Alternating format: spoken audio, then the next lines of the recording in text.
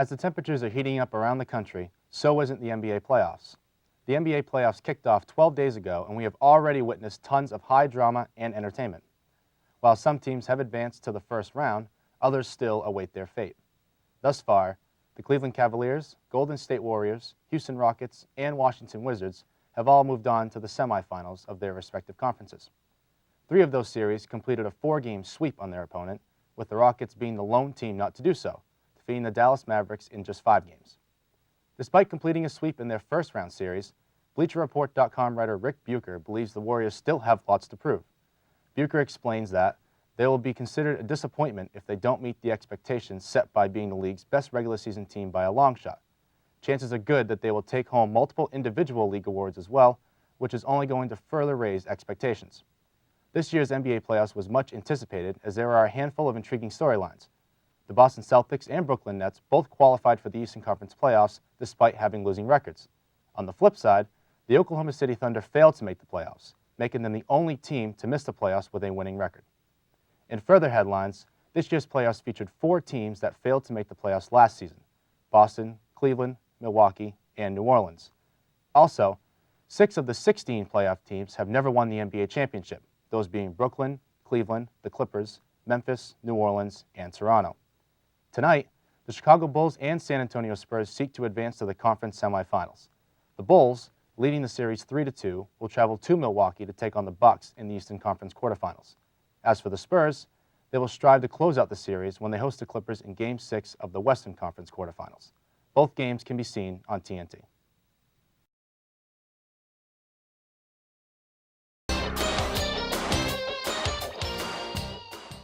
Mark Sanchez was the fit for the Jets a few years ago.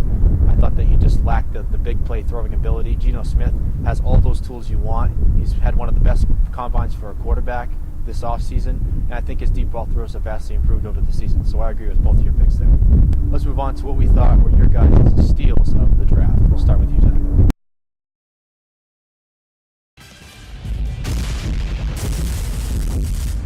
Welcome into Ground Pound. Thank you for coming back after that short commercial break. We are here now to discuss the 2012 NFL Draft, and with me again, Kyle Soule.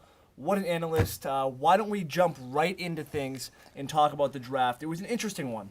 A lot of surprises, but then again, every year this happens. You have those high player profile quarterbacks come in, come out. Some pan out, some don't, and it happens every year. What do you think in this year's draft class?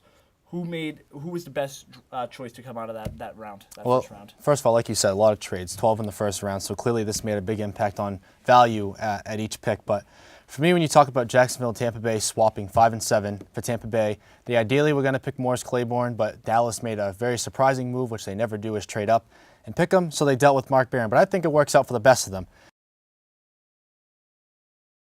We can only hope. Arizona at Minnesota. I think Arizona's going to be pretty upset after last week's loss against the Giants, and I'm going to go with the Cardinals. I'm going to go with the Cardinals, too, just because they have a good pass rush, and McNabb has just been having balls too much of down every time he throws Too much it. of an internal struggle. Yeah. We think Arizona's on a rough loss. How about Minnesota losing to a winless team and have yet to win this year? I think Minnesota finally gets a win at home.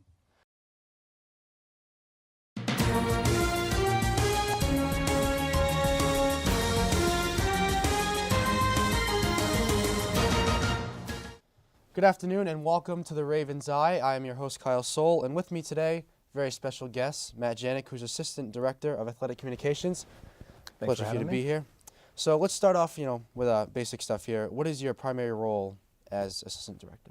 Well, a little bit of everything. The primary purpose of our department is the website, the athletics.franklinpierce.edu. That's everything on there is coming out of our office. It's kind of, the goal is to get publicity for our student athletes. But then we also have all kinds of game day responsibilities. We're running stats at all our games. We kind of oversee the Raven Sports Network, which is the audio-video student-run part of the PMG Sports Network. So we kind of dabble in a little bit of everything, but like I said, the website is our primary vehicle. So in this case, we got the basketball game, coming up here, the tournament and whatnot. Is your role drastically different versus, playoffs versus regular season or when it's the off season? Yes and no. It's not drastically different. You're still got to do all the same stuff. It's still the same kind of game day protocol. You're doing the same things every day. But the difference here, basketball postseason, we're awful busy right now. we got basketball still going on. They're both going on. The guys are home tonight against Lowell. The girls are at Bentley tomorrow night. We'll try to have somebody down there. They could both play Saturday and then again Sunday if they win this week. So it's just busy, and plus you've got the spring sports starting up now. Men's lacrosse is supposed to open tomorrow at home against Curry. So there's just, it's not a different job per se, but there's more things to keep track of when you get to the playoffs.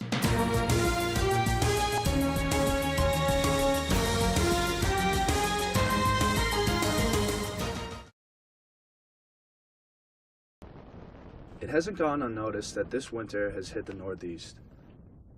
College campuses have faced the challenge of navigating around campus with a significant amount of snowfall over the month of February. The problem is not how much snow the area has received, but how fast it has accumulated.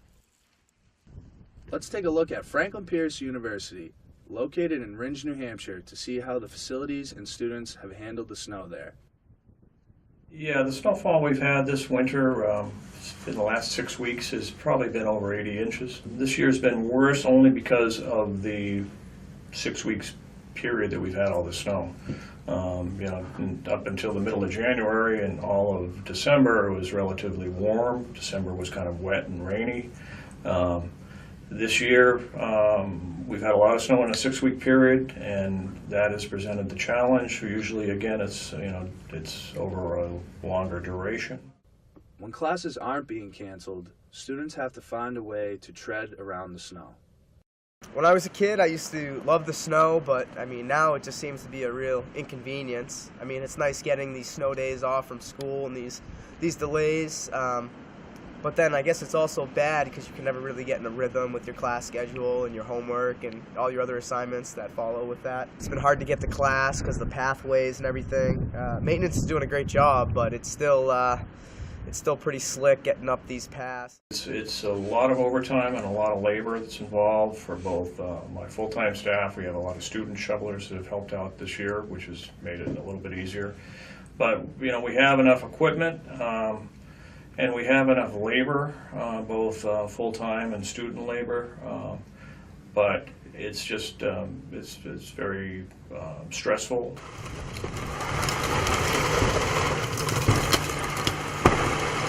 And just during the winter in general, we're trying to keep the campus as safe as possible for everyone to walk and to drive around campus. And there's a lot of sidewalks and stairs and roads and parking lots that all need to be shoveled and de-iced, and it's a pretty big effort. As the winter hits its final handful of weeks, the campus community becomes more and more optimistic and excited about the spring season.